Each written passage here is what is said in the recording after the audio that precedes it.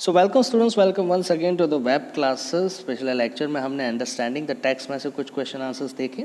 आज हम देखते हैं कुछ टॉकिंग अबाउट द टेक्स्ट में से, है ना। अब इसमें जो है यहाँ पर क्या करना है, चार का ग्रुप बनाकर इस चीज़ को जो है डिस्कस करना है।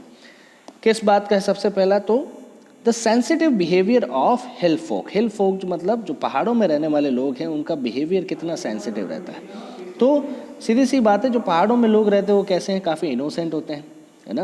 एंड अनसोफेस्टिकेटेड पीपल रहते हैं। अब उनको जो है काफ़ी इनोसेंट है और उनको जो है बातचीत करने का कहा जा सके इतना एकेडमिक नॉलेज उनको मिला नहीं है, तो सीधी सी बात है उनको इतना ढंग नहीं होता, लेकिन फिर भी वो इनोसेंट रहते हैं। क्यों? क्योंकि वो जो भी बोलते हैं हमेशा जो है उनके दिल से बोलते हैं, है ना। They are good at hospitality, काफ़ी अच्छे रहते हैं लोगों का ख्याल रखने में। जैसे शैतान है, उन्होंने जो है ऑथर को जिस तरीके से केयर किया था, उसी तरीके से बाकी सारे जो पहाड़ी लोग रहते हैं वो भी हमेशा hospitality, service to the man जो है उसमें काफ़ी ज़्यादा मानते हैं। Second, the reason why people willingly undergo the travels of difficult journeys, कि ऐसे क्या कारण है कि जिसकी वजह से लोग जो है ये बहुत तकलीफ़ों वाली यात्रा भी जो है करने के लिए तैयार हो जाते हैं। तो अगर ऑथर की बात की जाए तो ऑथर कौन थे? एक एकेडमिशियन थे, है ना। और वो क्यों ये करना चाहते थे? On the purpose of education, education के पर्पस पर ये जर्नी करना चाहते थे। वो इस जगह को जो है खुद एक्सपीरियंस करना चाहते थे, ताकि वो जो है अपने स्टूडेंट्स को उसके बारे में जो है समझा सके। और लोगों की बात की जाए तो लोग भी जो है इस प्रकार की डिफ़िकल्ट जर्नी इसलिए करते हैं क्योंकि उनके अंदर जो है एडवेंचर की स्पिरिट रहती है ना। और कुछ लोगों के मन में जो है रिलीजियस बिलीफ भी रहता है ना, धार्मिक कहा जा सके मान्यताएं रहती है। उसकी वजह से जो है वो इस जर्नी को करने के लिए तैयार हो जाते हैं। उनके लिए जर्नी जो है काफ़ी इंपॉर्टेंट हो जाती है ना। जैसे माउंट कैलाश की बात की जाए तो माउंट कैलाश जो है काफ़ी पवित्र जगह मानी जाती है, और इसी वजह से यहाँ पर जो है श्रद्धालु काफ़ी ज़्यादा संख्या में आते हैं, भले ही यहाँ पर आना जो है काफ़ी मुश्किल है। The accounts of exotic places in legends and the reality, है ना। अब अगर बात की जाए यहाँ पर लोगों के बारे में, एक्सोटिक प्लेसेस मतलब जो कहा जा सके काफ़ी ज़्यादा जो है पॉपुलर हो, उनकी कहानियों में और रियलिटी में क्या क्या बातें हैं, किस तरीके के जो है यहाँ पर बातें की गई है। तो अगर माउंट कैलाश और मानसरोवर की बात की जाए तो सबसे ज़्यादा प्रोमिनेंट जगह मानी जाती है, फिर चाहे वो भारतीय कहानी हो, है ना। भारतीय कहानी में भी अगर देखा जाए तो ऐसी माउंट कैलाश और लेक मानसरोवर के बारे में बहुत ज़्यादा बातें होती रहती हैं। अब कैलाश पर्वत के तो बारे में आपको पता ही होगा कि भगवान शंकर का जो है घर माना जाता है ना, भारतीय हिंदू संस्कृति के अंदर। बहुत सारे लोग जो है उनके बारे में बातें करते हैं और बहुत सारे आर्टिकल्स भी हैं जो इन दोनों जगहों के बारे में छपे हुए भी हैं, है ना। थिंकिंग अबाउट द लैंग्वेज में देखते हैं क्या है। Notice the kind of English शैतान uses while talking to the author, how do you think it picked it. अब किस तरीके की जो है इंग्लिश यहाँ पर शैतान इस्तेमाल कर रहे हैं और कैसे जो है वो उस इंग्लिश को लाने की कोशिश यहाँ पर कर रहे हैं। तो शैतान जो है वो बेसिक फॉर्मेट में बात कर रहे हैं, है ना। ऑथर जो है वो समझ जाते हैं जो भी वो बोल रहा है शैतान, बिना किसी परेशानी के, है ना। सेकेंड है what do the following utterance indicate. ये जो दो बातें बोली गई हैं उनका मतलब क्या है।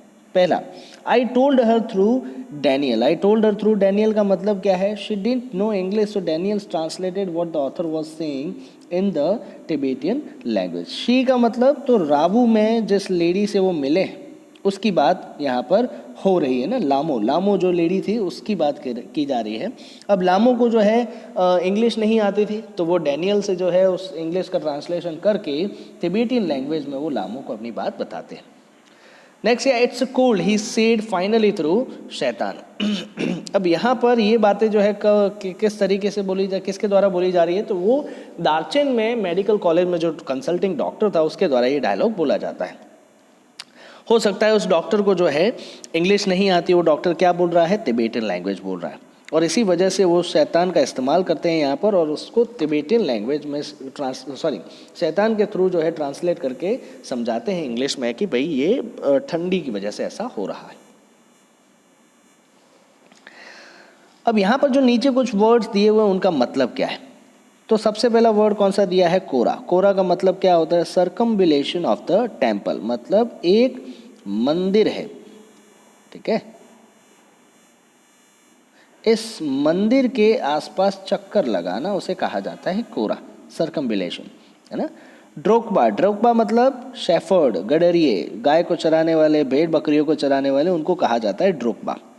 क्यांग क्या है? क्यांग जो है वो जंगली गधे होते हैं। कहाँ के? तिबेट के। तिबेटियन लैंग्वेज में उन्हें क्या कहा जाता है? गधे, सॉरी क्यांग कहा जाता है।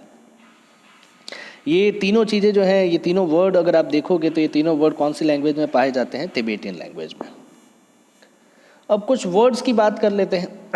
The narrative has many phrases to describe the scenic beauty of the mountain side like. जैसे यहाँ पर कुछ जो है चीज़ें यहाँ पर लिखी गई है जो माउंटेन की ब्यूटीज़ को यहाँ पर समझा रहे हैं, उसे जो है हमें एक्सटेंड करके समझाना है। क्या है? A flawless half moon floated in perfect blue sky. उसका मतलब क्या हुआ? इसका मतलब ये है, extended banks of cloud like long French loaves glowed pink as the sun emerge to splash the distance mountain tops with a rose tinted blush. अब यहाँ पर अगर आप देखोगे तो यहाँ पर एक सीनिक ब्यूटी इसमें डिस्क्राइब की गई है किसकी? हाफ मून के। अ फ्लॉलेस हाफ मून, फ्लॉटेड, फ्लॉटेड मतलब अगर देखोगे तो परफेक्ट ब्लू स्काई है, उसमें जो है हाफ मून जो है यहाँ पर दिखाई दे रहा है। सेम उसी तरीके से अगर हम बात करें तो यहाँ पर जब बादल दिखाई देते हैं आसमान में, तो वो बादल कैसे दिखाई दे रहे हैं? फ्रेंच लोज की तरह दिखाई दे रहे हैं ना। फ्रेंच की जो ब्रेड्स आती थी, लो के bread of low of breads, वो जो आते थे उसकी तरह दिखाई दे रहे हैं, है ना। और वो कैसे ग्लो कर रहे हैं? पिंक कलर के। क्यों? क्योंकि वहाँ पर सूरज की किरणें जो है, वो सूरज की किरणें दूर से जो है उनके ऊपर गिर रही है, और साथ ही साथ में माउंटेन का जो टॉप है वो भी कैसा हो गया है? रोज कलर का, है ना। रोज टिंटेड ब्लश जो है वो कर रहा है ना। Second, scan the text, sorry ये जो है थोड़ा सा अलग है। Okay, so I hope working with the words जो है आपको समझ में आ गया होगा। नेक्स्ट जो है यहाँ पर क्या दिया हुआ है? Explain the use of adjective in the following phrases. कुछ जो है यहाँ पर यूज किया गया है फ्रेजेस का, उसका मतलब क्या है? तो देखिए, शैगी मॉन्स्टर, शैगी मॉन्स्टर का मतलब क्या है? बालों वाला, है ना। हैरी, हैरी जिसको कहा जाता है, जिसके बाल ज़्यादा हो। Blackish lake, sorry brackish lake, brackish lake मतलब कैसा लेक? तो नमक वाला। रिकेटी टेबल, रिकेटी टेबल मतलब शेकी, हिलने वाला, बार बार हिल रहा हो। हेयरपिन बैंड, हेयरपिन बैंड का मतलब क्या? हेयरपिन बैंड जैसे हेयरपिन कैसी होती है, इस तरीके से हेयरपिन होती है ना। तो उसे क्या क्यों लिखा गया है? तो शार्प दिखाने के लिए। Rudimentary general stores, rudimentary general stores का मतलब बेसिक स्टोर्स, है ना, जहाँ पर बेसिक चीज़ें अवेलेबल हो रही हो।